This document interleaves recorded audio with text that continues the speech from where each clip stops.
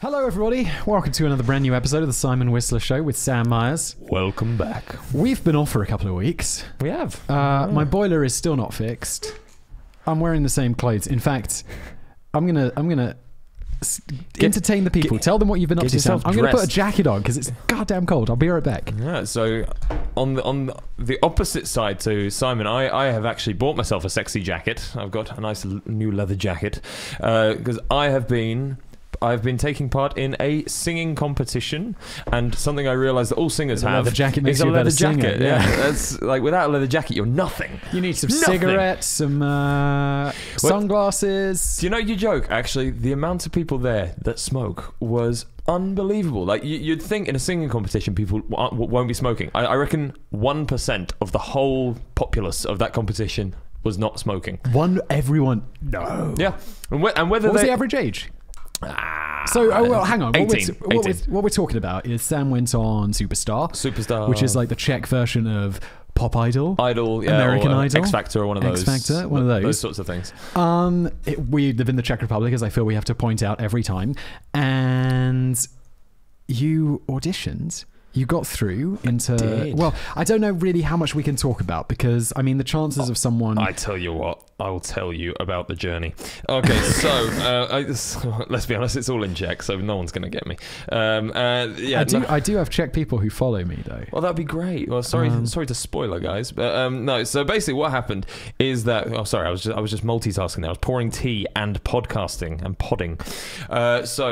Basically what happened was I went to the first audition. I got through the first audition despite it being an absolute fiasco.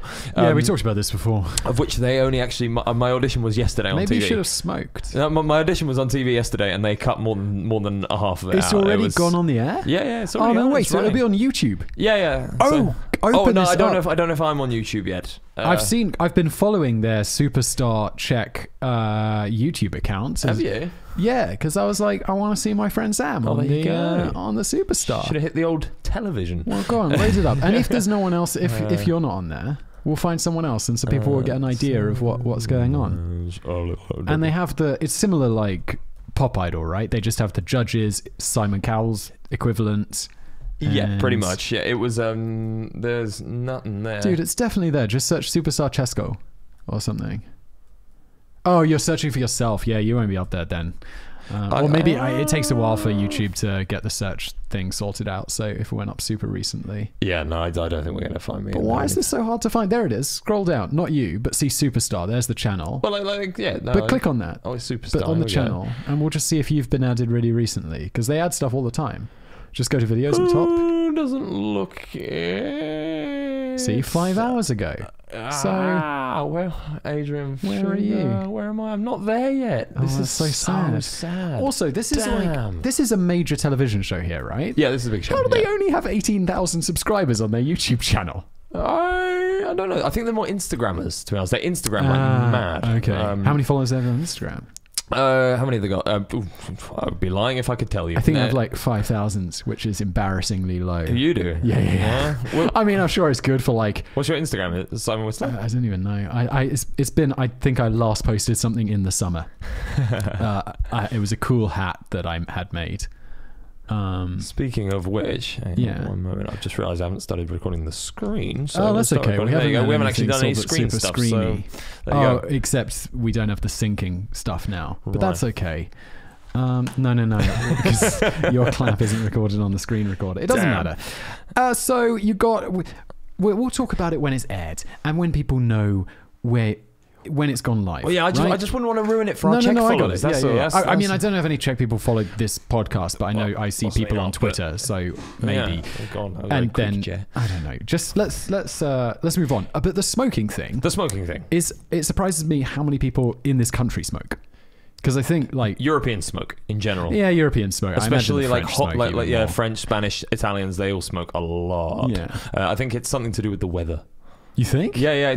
I'd be more inclined to smoke if it's cold. No, because then you have to go outside. Like, you have to go outside and smoke in the cold. Whereas I think if you're... That's only changed, like, super recently. Maybe. I don't know. It's a cultural thing, I suppose. It's like in the UK now, for example. Yeah. I know people do smoke, but it's very rare to see people smoke because you can't smoke in the street, you can't smoke in the restaurants. You technically can't smoke within like 10 feet of buildings, public buildings or something, which is a bit. No one does that.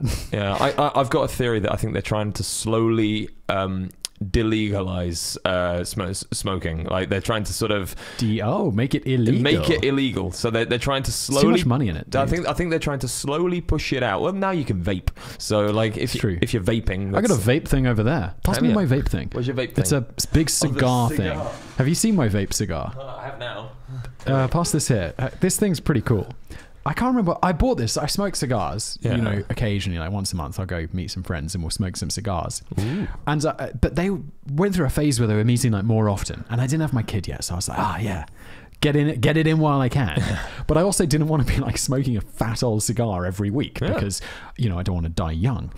So I bought this, and let me just take a rip off this. This is terrible pod, and I'm not sure if it'll have battery, but it's quite good. Check this out. Oh, it lights up.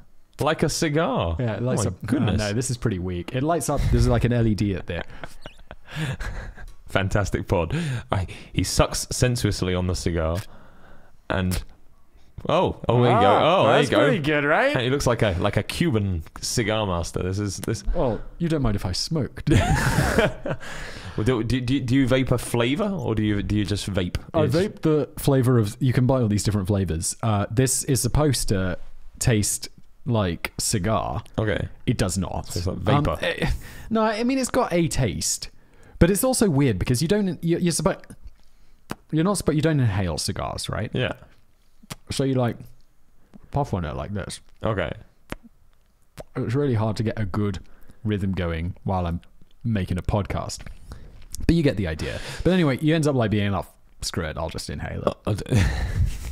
And I'll just buy a real cigar. Yeah. Do you know during the filming of the movie The Darkest Hour, I can't remember the exact number, but it was the actor that played Winston Churchill. What was his name? Gary Oldman. Oh man, it also makes your voice sound really weird.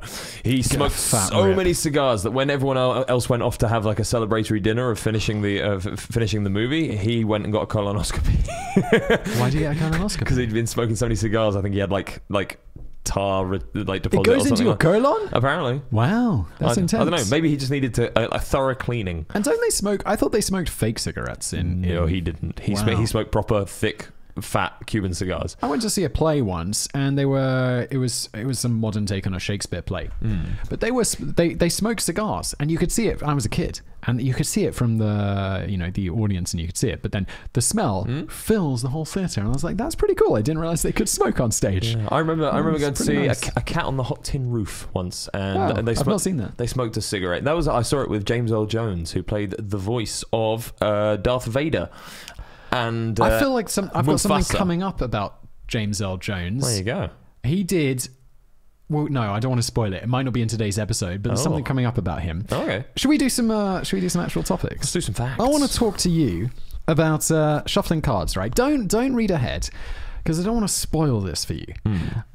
So standard deck of cards, right? 52 things. Is this going to be mathematics? Do I need paper? No. It's really. Okay. I mean, the mathematics is. You'll see why you don't in a sec. Okay. If you've got a deck of cards, right? How many times if you shuffle it, and then what do you think the odds are that in your entire lifetime you've shuffled them into the same order? Impossible. Okay, cool. What do you think the chances are of a blackjack dealer doing it? Impossible. Well, it's not impossible. Like it's possible, but it's as far as odds are concerned, I would say this is impossible. Like you couldn't bet on this. Like it's like a 500 million to 1 or something. Okay, 500 million to 1. Okay, so 500 million to 1, rough estimate, just off the top completely of off the top of the head. Yeah. So that's okay. So fair enough. Yeah, you're never going to be able to shuffle that many cards. No. What about every blackjack dealer everywhere having done it? Well, I'm just trying to think because it's what would it be? It'd be on each card you have 52 times that particular combination, and then for each times so it's 52 to the power of 52. Yeah, it is. Yeah, like that's a really big that's number. a lot of numbers. So it's obviously not impossible, but the chances of the same shuffle happening anywhere any time in the history of time is basically 0, because it's that number, 52 factorially, 52 times 50 to the power of, all the way down. It's enormously large. Open up that link there, because there's the Now I Know doc. Oh, is that... there was also on Reddit. Maybe the Reddit one's better. I'll just tell you the Reddit one, because for some reason I didn't put a link in, because apparently I'm super lazy. But basically 52 factorially is the equivalent of 8 times 10 to the power of 67. So 67 zeros following. Okay. Wow. So the odds of winning. And basically someone from Reddit is like, it's really hard to comprehend how big that number is. So if you wanted to say every shuffle is 1 second, right? Mm-hmm. So you have to work out how long it would take to get, shuffling the deck of cards, how long it would take to repeat. Okay. This is how long.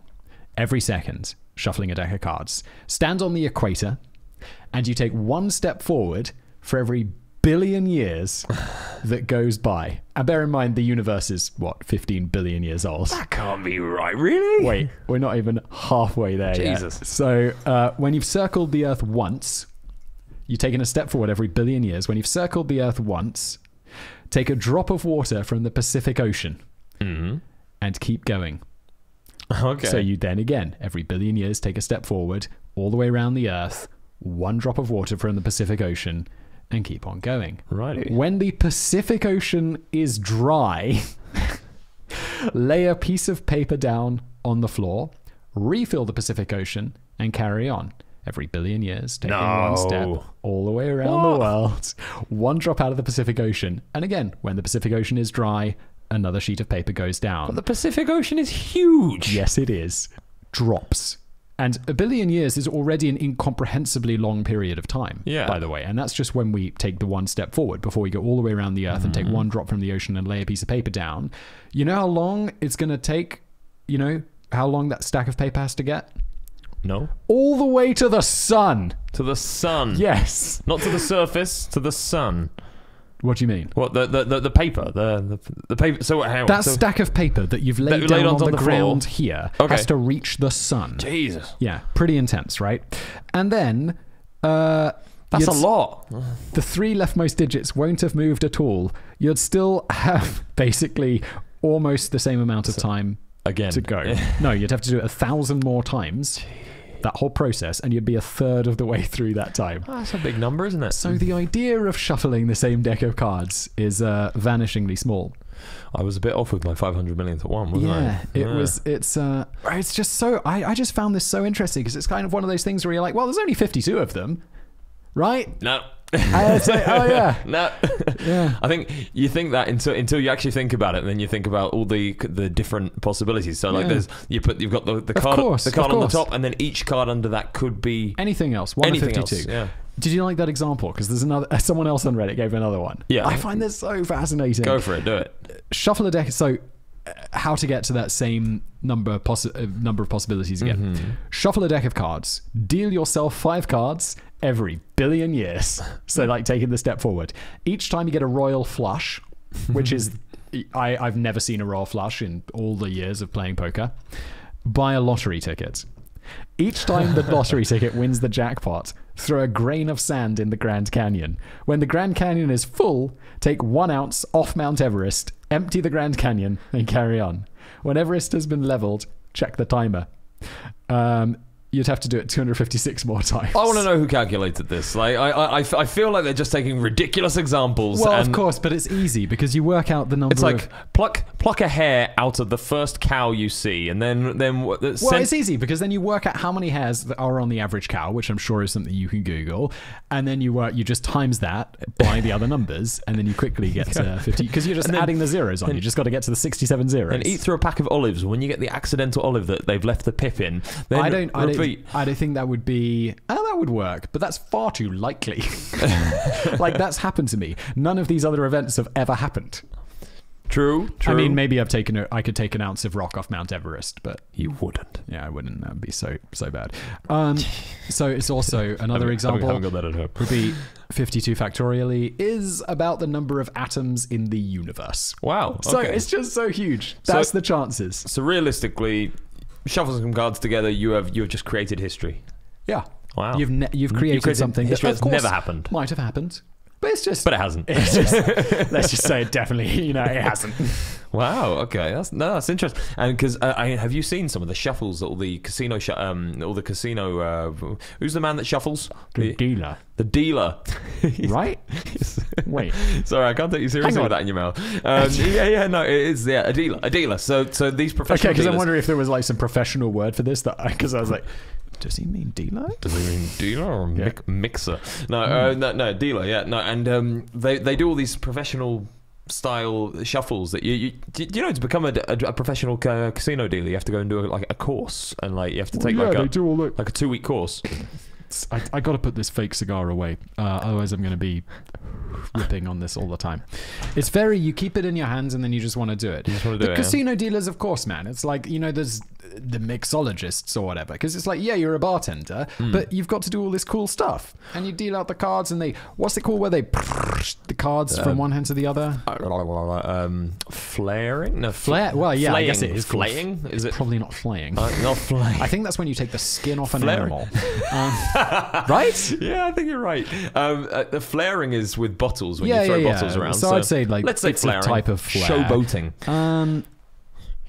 I think it's a type of flare, but this is like complicated and tricky. And I've been to a casino like a couple of times. I've never really played cards.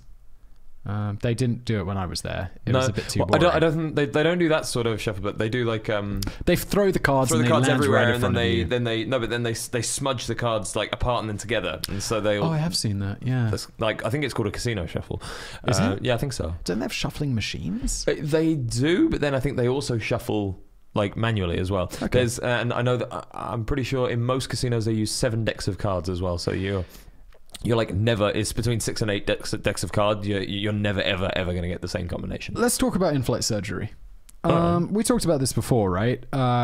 This is one of my. I really enjoyed the one we did about the auto leveling things pneumatic, where people were like, you're on the boat. They've got the auto leveling wine cellar. You're on the boat. By boat, I mean like mega luxury super yacht. And they've also got the dining table, which they level. So, we imagined the crew serving them in a high storm, running around and just desperately trying to get the bottle of wine down on the table before it spills. And then the Russian oligarch billionaires. Yeah, I like that. Anyway. So this got me onto. I've been going through all the past podcasts and listening to them, and then I wonder we'll bring something up, and I think we talked about like in-flight surgery done more roughly. Okay, rather than when you're just in an emergency. That was right. We talked about it was like an emergency situation. Like what happens? Okay. It happens surprisingly little. I really thought that surely a flight can be long. Old people travel. There's going to be like more medical crises on airplanes, and someone's going to have some sort of operation on a plane. Operation? Like a tracheotomy, where they cut the throat open if they're choking on some like olive. Yeah. Or like a punctured lung from like, I don't know.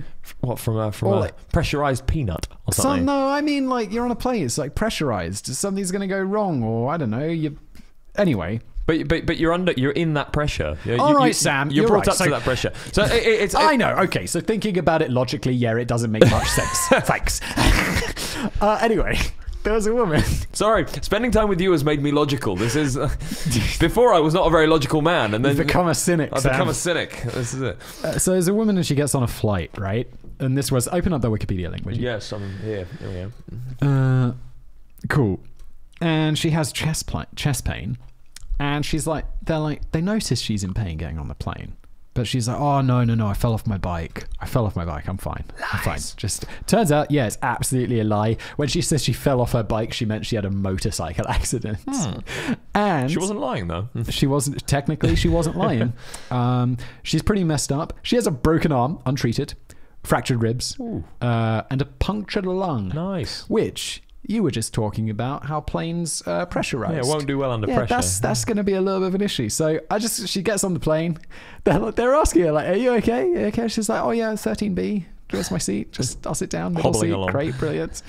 So the plane goes up to pressure. The plane takes off and all of this stuff, and they're in the air. And she has some sort of medical crisis on her lung, and they realize if they don't release the pressure on the lung when the plane descends, it's going to kill her.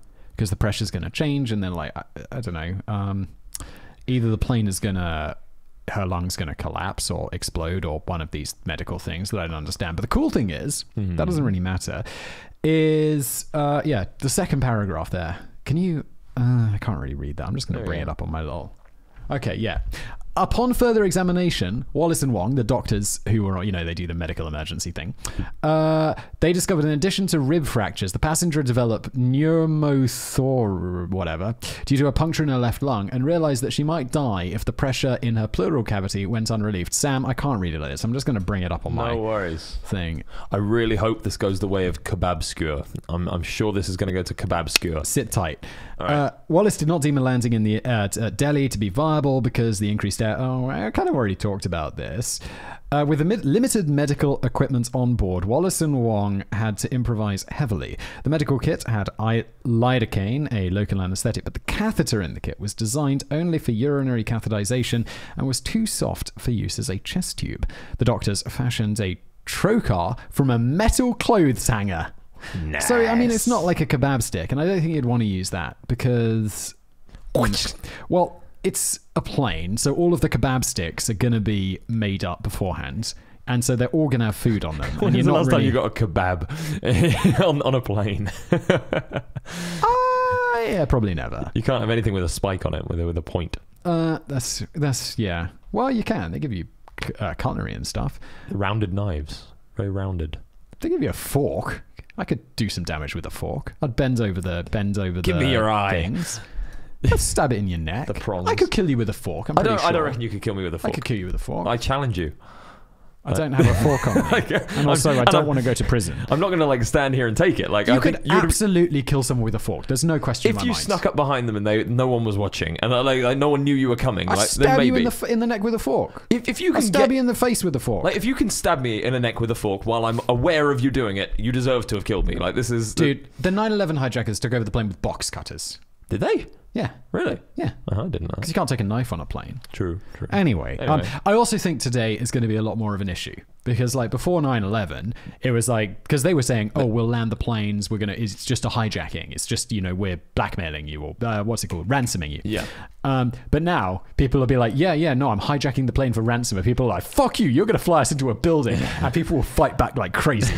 So now I think there was an interview or a book or something, some guy wrote about this. And he was like, all of the airport security and stuff like that, that's all fantastic. But what really stops people hijacking planes now is that the passengers will just fight like mad. Yeah. Because they're like... It's death or death. Yeah, nothing to lose. Yeah. They could be like, yeah, we're just hijacking it. We just want money. Don't care. Risk is too high. Yeah, exactly. So yeah, not so many plane hijackings before. But we should talk about plane hijackings in the future because they used to be a major thing.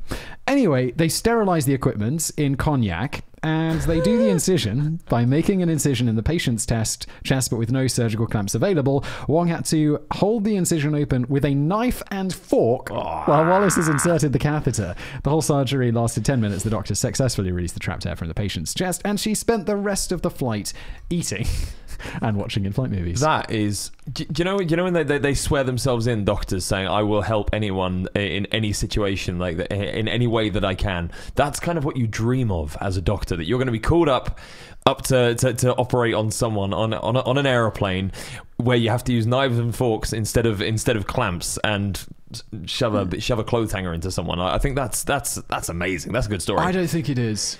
Because my dad's a doctor and it happened to him on a plane, and he's like, really? Yeah, you just think it's a hassle. It's just going to be a hassle if this happens. You just you're on your holiday or whatever, and you've probably had a drink or two. And it's like you don't want to be in that situation. And also, I think... to the left. Yeah. It's like one of those things where you're like, oh, this would be super cool. And then you're actually in that profession or in that job, and you're like, it's actually just leave me alone, Yeah, I wish this was not on me. Everything becomes boring. Anyway, interesting thing when if you have to release pressure on someone's, obviously not in this situation because this was a bit of a dramatic one, but if, say for instance, there's a swelling under someone's stomach or something like stomach lining, you have to. insert the needle in a diagonal sort of way. So you have to kind of go back and forward and weave it in, so that you don't get like sort of explosive sort of removal of said liquid or whatever it may be, causing the swelling. Learn that from Scrubs. There you go. Scrubs, the font of all medical knowledge. You want to do something else? This is old but gold. I have no idea why this is on here. This is like a story from 5 years ago. Just bring up that Wikipedia article. You know, do you know about this guy? Wrong guy interviewed by the BBC. I think I do. He was the taxi driver, was he not? Who was waiting to pick someone up. He's there for a job interview. He's there for a job interview. You must be thinking of the right thing. There was a general, or there was something like that was meant to be being interviewed. A tech guy. Yeah. Open up the YouTube link. It's so good. Yeah, no, this is a classic. This one's been, like you say, it's an oldie but goldie. This one's been around for a long time. I don't know how this came. Oh, you know how this probably came up? Just pause this a second. It probably came. YouTube's algorithm does some weird things sometimes where you just be like browsing on the homepage and it'll be like, hey there, you want to watch this video from 5 years ago that's got 15 million views? And you're like, yes I do. Yeah. It's like, I've not watched any TV bloopers before, but okay. Like the other day there was one, I was just browsing and it was like, do you want to watch a dude speed read Michael Jackson's Bad?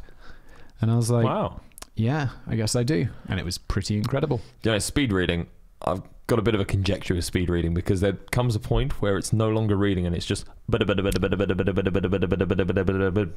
they have to be distinguishable when slowed down. That's how they rank it. Oh, okay. So they'll slow down the video because if you're just doing that, then you're not really competing. Yeah. I'm better, really, really bad. But this guy, you could slow it down. Not this guy. This is the was like interviewed on the BBC. Just skip ahead because I think this is an annoying video where they like show like the stupid text on screen. But just skip ahead to when he's actually doing it. Yeah, here we go. Let's play that. Hang on, actually, if you can go everywhere, you're gonna see a lot of people downloading to the internet and the website everything they want.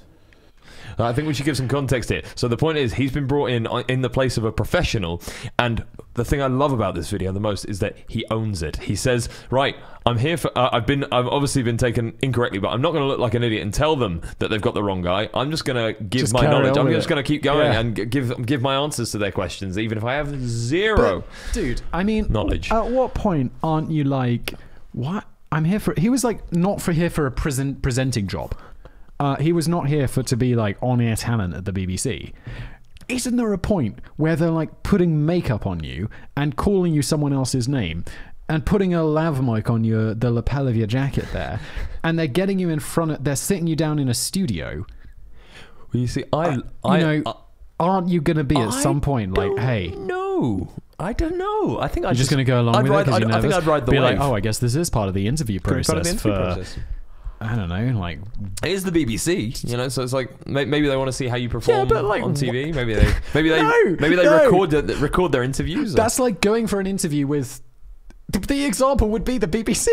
Yeah, like exactly. Going for an interview with the BBC and being like, well, we just need to check that if there's an emergency, you can present the news. Yes, you are here for a janitorial position, but there could be an emergency, and you might have to do this.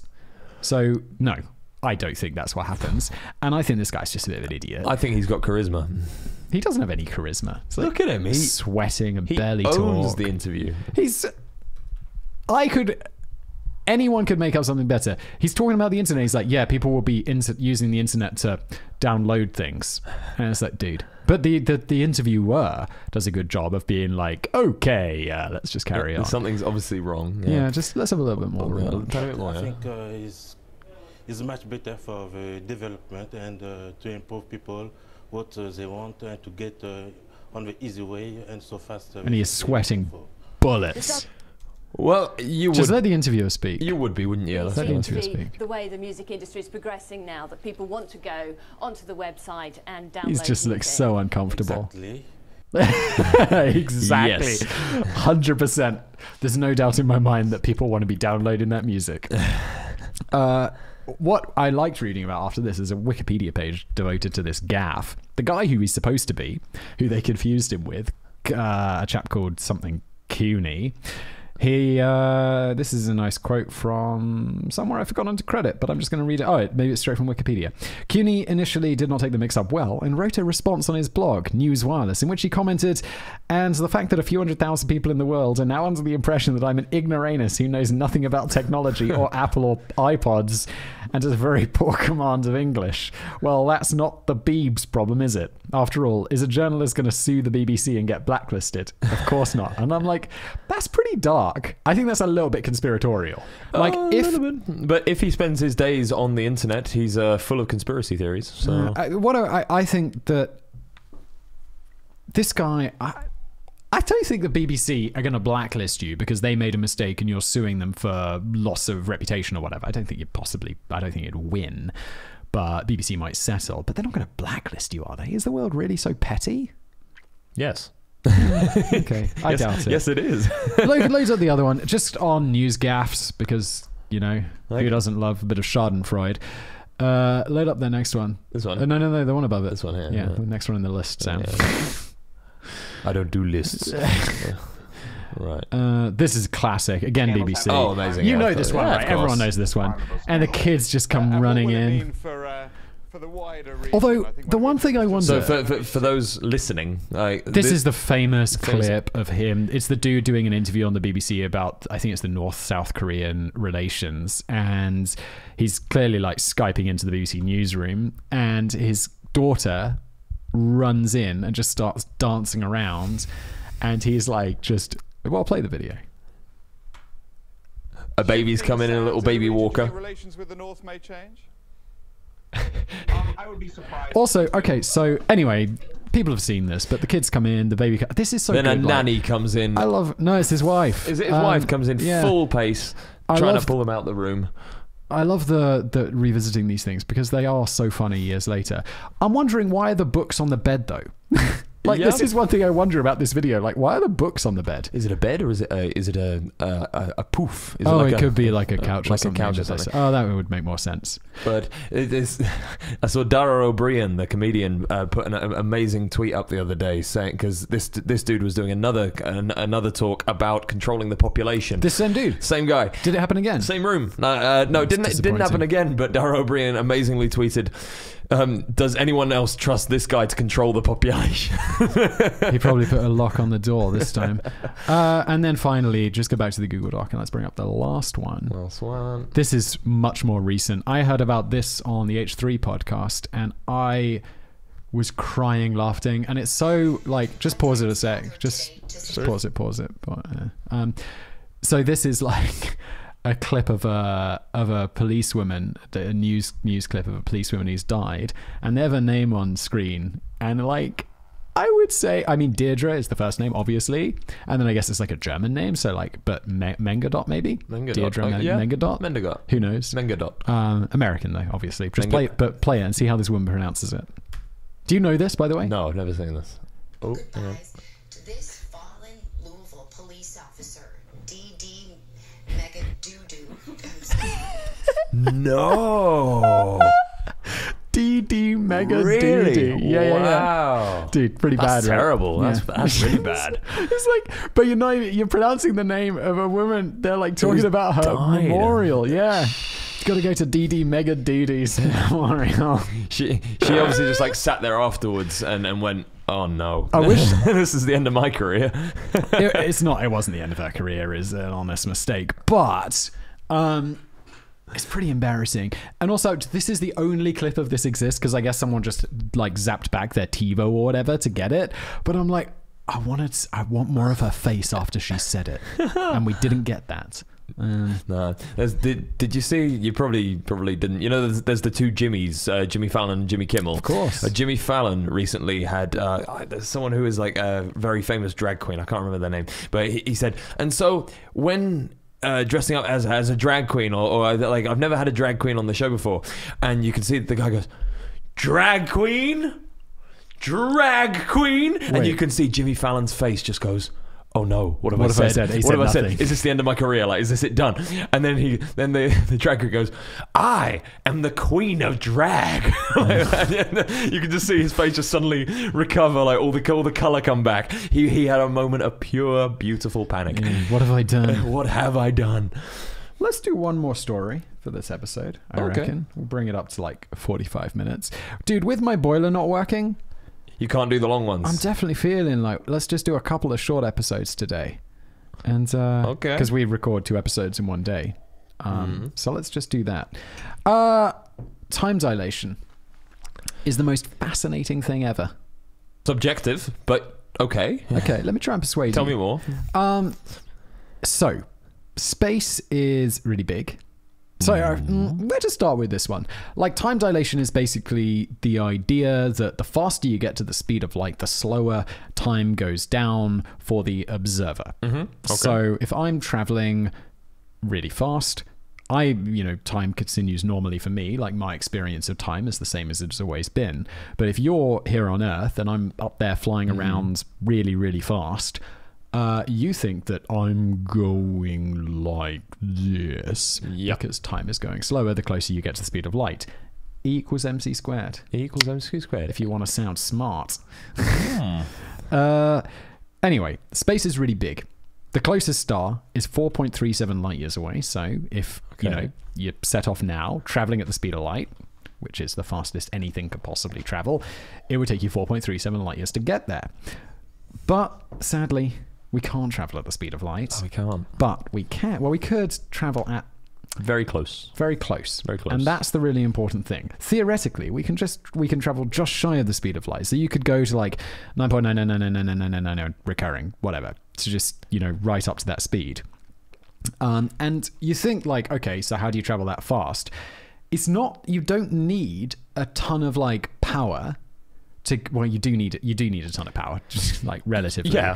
But you just need constant acceleration. There's no resistance in space. So Exactly, if you no. accelerated something, Nothing's going to slow you down. if your car was in space and just kept accelerating, nothing would slow it down. It would just take a really, really long time to I've got get a fear close to the point, speed so of it light. would take me Yeah. forever. But, there's no resistance, so that speed would just keep on building. But anyway, it's still going to take you years to get there. From the perspective of someone on Earth. But if you're on the spaceship and you're traveling close to the speed of light, it doesn't, it can take you way, way less than 4.37 light years, which is crazy. So imagine you left on a ship, right? Mm-hmm. And it travels at 99% the speed of light. Okay. Or like 9.99999. How soon until you get like 4.37 light years, right? Basically, maybe a little bit longer because we're not quite at the speed of light. Except because of time dilation, it takes way shorter from your perspective. I'm on Earth. And I'm like, yeah, it took you 4.37 light years to get there. Got it, because you haven't aged and you haven't experienced 4.37 light years because you're going so fast. Yeah, okay. So you want to know how long it would take? Like, Hang on. I need to get my head around this. Yeah, All yeah. right. So, light years are measured at how far light can travel within in a 1 year. year. Yeah. Okay. So surely light being the fastest thing in the world ever in the universe, surely a light year is exactly how far light travels in a year. Absolutely. So how is it possible that it won't? So if something is statically 4.7 light years away, light years away, yeah. How is that possible that when you're going to it at the speed of light, it will not take you 4.7 light years? It does take you 4.37 light years. Your perspective of it is not 4.37 years. Got it. Would it be like, what? So this is where Explain. it gets fun. So open up that link right there. Okay. This one here, yeah, the calculation one. Yeah. So Okay. if we open that up, basically this is a time dilation calculator. Mm-hmm. Have you seen the movie Interstellar? Yeah. So Trippy film. An example of time dilation is this is going to get confusing. We'll talk about that later. So let's just assume, right, that we're going to travel at 99.9% the speed of light. Okay. 99.9. And so your percentage of the usual value is 4.47. So if you're traveling at 99.9 the speed times the speed of light, for every 100 seconds that pass on Earth, you only feel 4 seconds go past. Okay. Which is cool. I'd run some calculations ahead of time because, seconds is not super useful, and that's what this calculator has. if you travel at 99% the speed of light and travel 4.37 light years, it's only 7 months for you. Okay. So you'd get there in 7 months. Of course, I'm at home on Earth, and it took you 4.37 years, Sam, but you're only 7 months older. You've only experienced 7 months on your ship. Oh. But you can go really close to the speed of light, right? And then the closer you get, it gets really, really slow. If you're traveling at 99.9999% the speed of light, you get there in a weekend. Nice. So 4.3, Nice you could little go weekend there. trip. You could go there, spend a couple of days there, and come back, and it would take you 6 days. You'd get 6 days older. It's the future, Simon. You get 6 days older. Well, it would be the future, because I'd be here, and it'd be like, Sam, you've been gone 9 years, but you've only been gone 6 days. I just want to wait for the weekend. It's pretty cool, right? It is pretty cool. Yeah. So the thing is, go on. You got a question? No. I'm trying to kind of get it together in my head, because this is quite a lot of quantum sort of level mathematics. I know it's relativity. Quantum came later. I think I'm really not an expert. I just did a bunch of reading for this episode, but it's pretty cool. Interesting. Let's get a little bit more complicated. In physics, mass and acceleration, strangely, kind of the same thing. So like the weight of something, not the weight of something, but the mass of something is the same as acceleration in a way, which is super weird.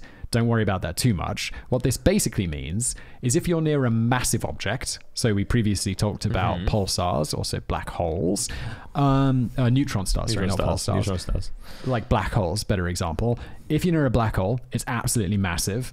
Time is going to go slower. Yep. Okay. So like when we got close to the speed of light, time goes slower.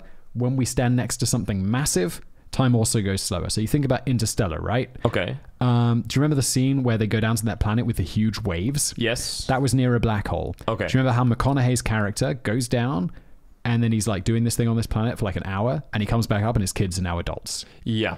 Because he was near a black hole. Time has gone slower for him. Your outside observer, time has gone completely at the normal speed.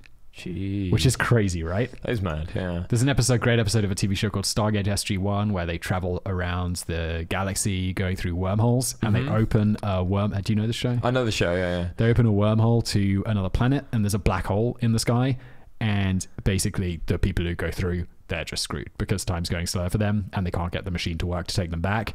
But bigger problem, the mass of the black hole is also traveling through the wormhole back to Earth, so it's slowing time down around the wormhole machine back on Earth, and it's super intense, and I love all this stuff. It's super interesting. Or in the Star Trek movie from 2009 where they rebooted it and they break free of a black hole, and then it's like, yay, we broke free of the black hole.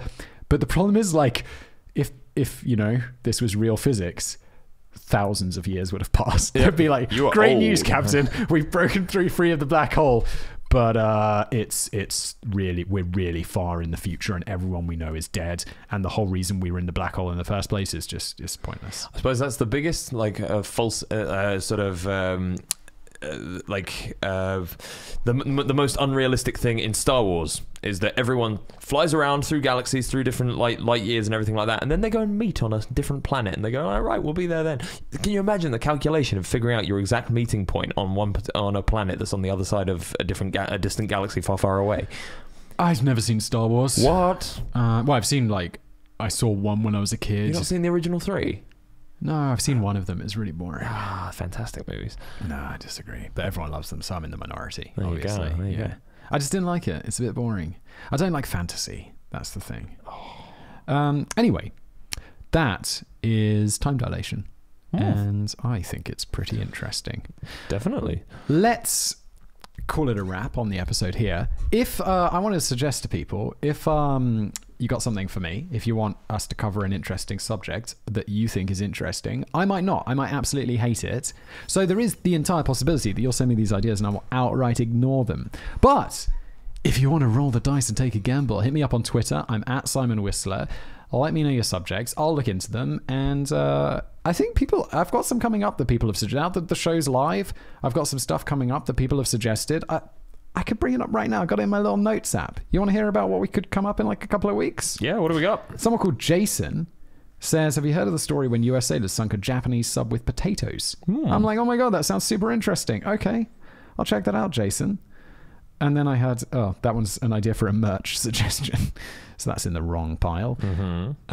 You should really do a video about the South Sea Company. And I was like, I don't even know what that is. No. I'm going to check it out. Thanks, guys. So there we go. Sam, where can people find you? They can find me on Twitter and Instagram at This Is Sam Myers. Follow and you'll get news about new episodes and other bits and pieces. All that good stuff. Excellent. Well, thank you all for watching, listening, however you consume this podcast. Please leave us a review, a comment, a like, a subscribe, whatever you're doing, however you consume. We appreciate it. And thank you for watching. Thank you all.